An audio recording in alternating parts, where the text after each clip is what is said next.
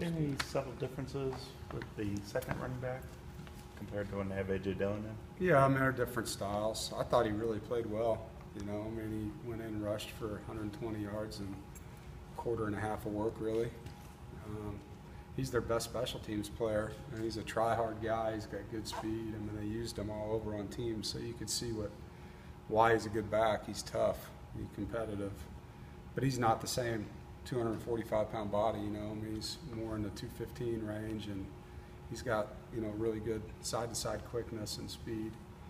And then, you know, there's a bunch of other guys that they've had in there at times. So, you know, I would expect if Dillon can't play to see a rotation of backs and have to be able to fit up kind of like us, you know, different guys, different styles, and have to tackle.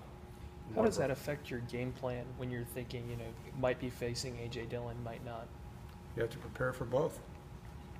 And that's just what you have to do.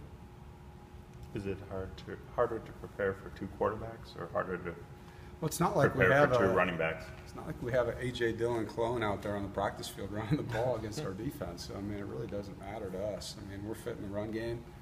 We got to get off blocks, leverage the ball, tackle. I mean, who they put on the field, who we got to play. But it's not like we can simulate him, you know.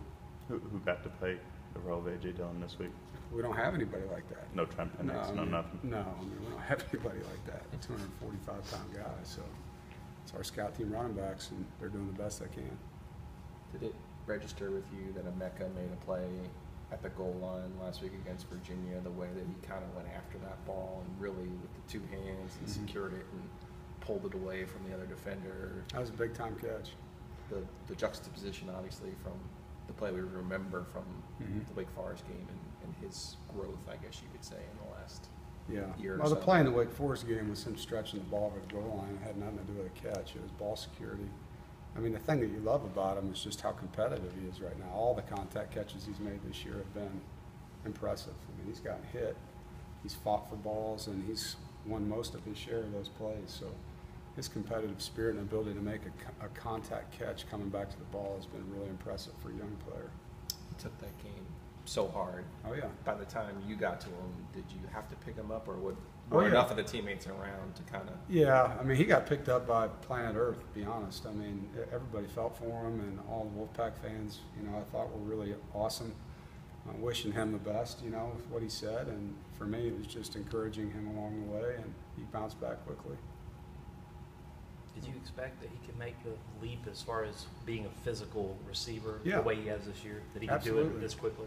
Once I saw how he started to follow Kelvin and Steph, you knew that he was going to be okay, because those guys work so hard and they do such a good job. And with his skill set, using their work ethic kind of as a blueprint, you knew it was going to be a really good product at the end. What kind of a different element does Kerry add to the passing game that you guys maybe haven't had before in terms of that traditional pass-catching tight end? Well, he's a lot like David Greenwich, you know. I mean, David was a big tight end that caught the ball really well.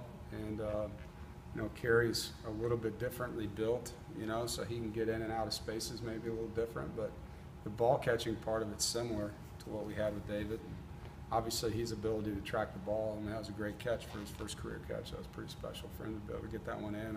And you know, he's versatile. In high school, he was a wideout, you know, so he's played a lot of places on the field and doesn't feel uncomfortable in any of them. Have you stressed to the special teamers the importance of what this week could be for them? Absolutely. I mean, it's an area that BC struggled in, and other than their returner, you know, I think he's really, really good. It's an area that we won last year, you know, blocking a punt against them, and that helped us in that game on the road. It's an area we need to play well, and I think we've kicked the ball well the last 2 weeks. We still need to cover and tackle better, and that's a huge challenge against BC with who they have back there with Walker. Ben? Thank you, sir.